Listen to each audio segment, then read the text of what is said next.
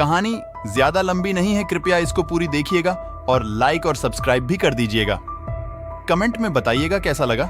एक बार की बात है, नदी किनारे बसे एक गांव में एक मछुआरा रहता था। मछुआरा हमेशा से ही नदी से मछली पकड़कर बेचा करता था। उसके पास एक साधारण जाल था।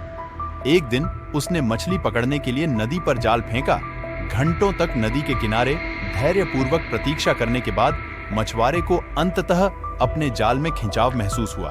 अपनी आंखों में उत्साह के साथ उसने जाल खींचा और देखा कि एक शानदार सुनहरी मछली उसके जाल में छटपटा रही है। मछली सूरज की रोशनी में चमक रही थी। उसके सुनहरे रंग बहुत ही मनमोहक था। घंटों की अपने परिश्रम से वह थकित और भूखा था। उसने उस मछली को अपना भोजन बनाने का फैसला किया। मछुआरा ने कुछ लकड़ियां इकट्ठी की और पास के जंगल में आग जलाया। जैसे ही आग की लपटें नाचने लगीं और चटकने लगीं, उसने सुनहरी मछली पकाने की तैयारी कर ली।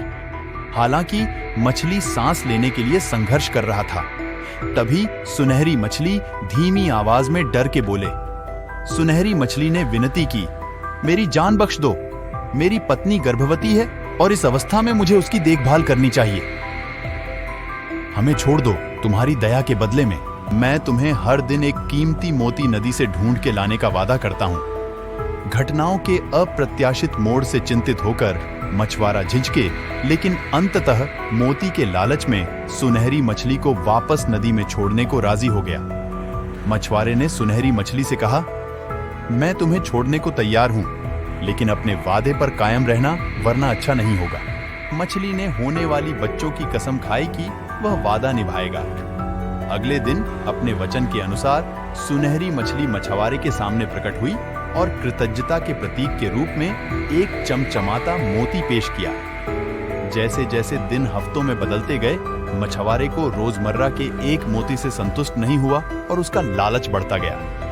हालांकि उसकी इच्छाओं की कोई सीमा नहीं थी। मछुआरे ने घोषणा की, प्रतिदिन एक मोती मेरे लिए पर्याप्त नहीं है।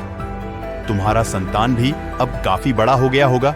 उसे और तुम्हारी पत्नी को और अधिक मोतियों की तलाश में अपने साथ शामिल करो और अधिक मोती मेरे लिए ढूंढो। अनिच्छा से सुनहरी मछली सहमत हो गई और जल्द ही मछुआरे के पास सुनहरी मछली का एक छोटा सा परिवार लगन से उसके लिए मोती इकट्ठा कर रहा था। हालांकि जैसे जैसे समय बीतता गया, मछुआरा लालच की भावना को दूर नहीं कर सका। एक दिन सुनहरी मछली चिंता व्यक्त करते हुए मछुआरे के पास पहुंची। हम नदी से सारे मोती ले आए हैं, अब और नहीं बचे हैं। कृपया हमें छोड़ दीजिए ताकि हम शांति से रह सकें।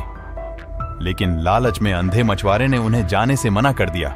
उसने सुनहरी मछली से कहा, एक और नदी, एक और स्रोत खोजें और मेरे लिए और मोती लाते रहें।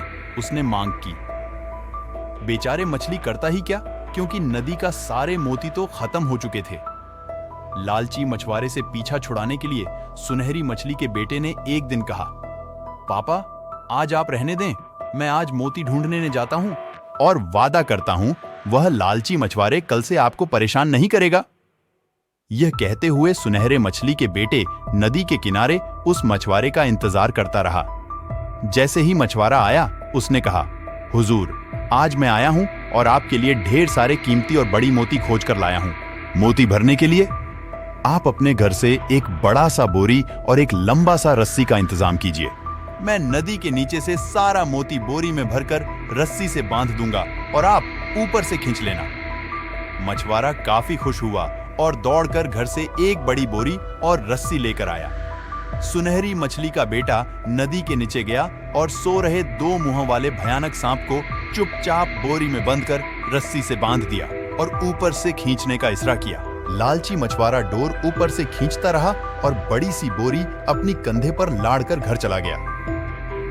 घर पहुंचकर ढेर सारी कीमती मोती की लालच में चूर मछुआरे ने जल्दी जल्दी बोरी को खोला।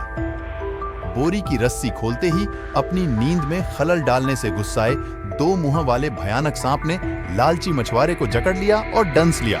लालची मछुआरे वहीं ढेर हो गया। लालच की कीमत मछुआरे को मिल गया और सुनहरी मछली का परिवार हंसी खुशी नदी में अपनी जिंदगी गुजारने लगे।